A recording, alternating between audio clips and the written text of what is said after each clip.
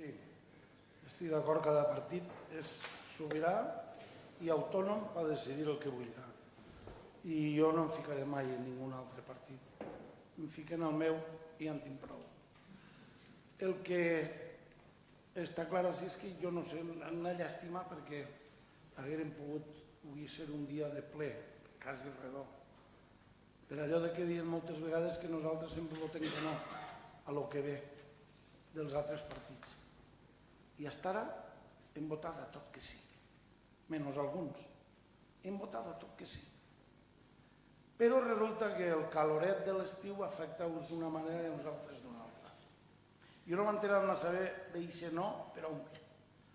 Perquè s'han dit coses que no les acaben d'entendre si és una persona que ha estat en este plenari, i tots els, jo recordo que estàvem així, i en el novembre de 2015 van tractar una moció, precisament del grup socialista, en el que se demanava el retirar la llei de, en aquest cas, es afecta en el que ve la moció d'avui. I clar, sí, ahir ja vam veure qui eren els que estaven a favor de defensar els interessos de les administracions locals. Perquè el tema no és tan senzill com se vol fer parèixer, de si complir la legalitat, de si sí, de si no, no. El tema és el llevar les competències a l'administració local, que és l'administració més propera, la més propera al ciutadà. I el que sí, nosaltres, quan aquesta llei ja era només que un esborrany, ja vam estar en contra. I per això vam votar que sí a la moció que demanava la retirada d'aquesta llei de racionalització i sostenibilitat de l'administració pública. Però és que, a més, el senyor Montoro s'ha omplit, jo dic que de glòria, perquè davant dels requeriments a les entitats locals per part del Ministeri d'Hisenda, que és un requeriment, com molt bé s'ha explicat en l'exposició per part del ponent,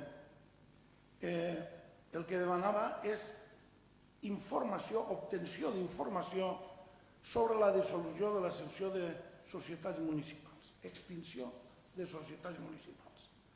Avisava, ahir ve l'amenaça, de les conseqüències de l'incompliment d'aquesta ordre del Ministeri d'Hisenda i Administracions Públiques del 2015/2012 i l'adopció de mesures automàtiques de correcció previstes, que és la llei del 2/2012, de 27 d'abril. Això era d'estabilitat pressupostària i sostenibilitat financera. Fins ahí tot bé, però clar, resulta que aquestes formes de fer del ministre Montoro amb l'administració local, quan aquesta en realitat és la que està complint, atenció, la que està complint més que cap altra administració, demostra el sentit d'una llei com aquesta llei que vam demanar en novembre de 2015, que se retirarà, que se derogarà urgentment. I en molts sectors es té la sensació que el senyor Montoro actua per revenja davant els servidors públics que lluiten cada dia per fer que els ciutadans i ciutadanes continuen tenint serveis de qualitat, com els que ofereixen els ajuntaments. A més, amb aquest requeriment és, jo diria, que com un nou atac del ministre en funcions, senyor Montoro, a l'administració local. Jo diria que un més. Un atac que el senyor Montoro du a terme sense oferir un pla alternatiu per a la prestació d'aquests serveis.